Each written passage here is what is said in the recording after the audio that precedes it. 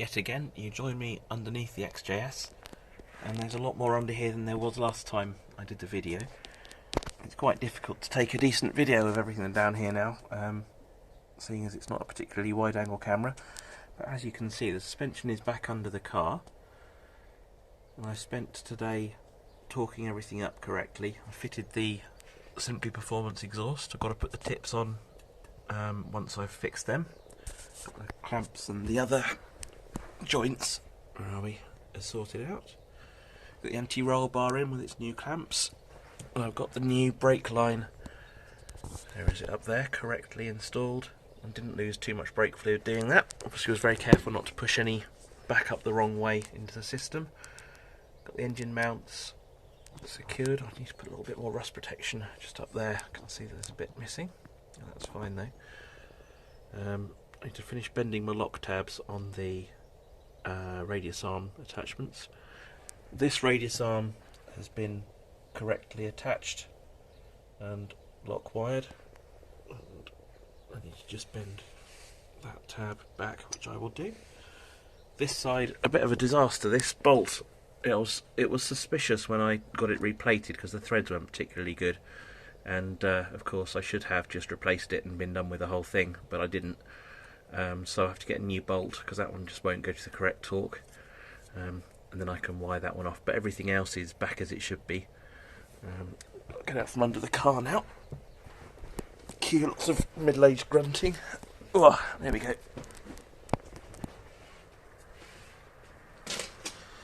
And then on this side, see, I've installed the ABS sensor and reattached all the correct wiring. That's just been cable tied there. I don't particularly like that. It's not a particularly neat job, but it'll be alright, I think. Got the anti-roll bar attached. See, the exhaust now sits in there. So that is everything, I think, for now. Back on the bench, I've got the replacement tips from my stash of spare parts. I didn't realise I haven't got a way of locking them on, so I'm going to have to get a nut TIG welded on that, and then I can attach them, but that's not too much of a problem. I spent some of today liberally re-greasing all the areas, all the grease nipples on the suspension, so actually it's quite mucky and quite greasy under there, so I have to wipe that clean, but I suppose better to do a thorough job than to worry about it. I just need to query about greasing the hubs. I've taken the dust cap off, and you can see the ABS reluctor ring inside there. And I'm not sure whether that needs to be liberally doused with grease or not. I will ask on the forums, and obviously do so if it does need to be done. And that's it for now. So what's left to be done?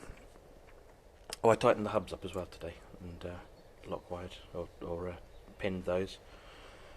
So I need to adjust the handbrake. Let's get back underneath and show you where the problem is with that.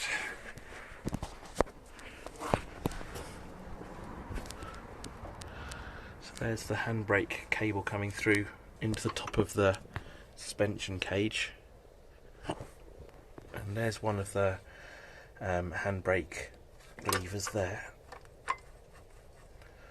I need to just slacken off the cable because I can't then get this into there. It's probably about, I don't know, 2 or 3 centimetres of travel that it hasn't got, that it needs. So I'll do that tomorrow when I've got clean hands.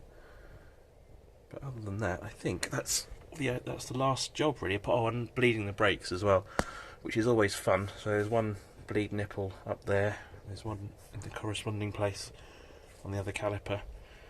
So I have to get some external help from my other half to do that. And then that's it. I can put it back on its wheels, get it MOT'd, and then go and get the alloy wheels refurbished. Oh, I need also to get the take it to a Jag specialist and get the wheel alignment, camber caster and tracking fixed and make sure that it's correct. And then I can put new tyres on and get my wheels refurbished. And then it's ready for some summer outings at long last. Right, I shall spare you the second round of grunting from the middle-aged man, and I shall stop the video here.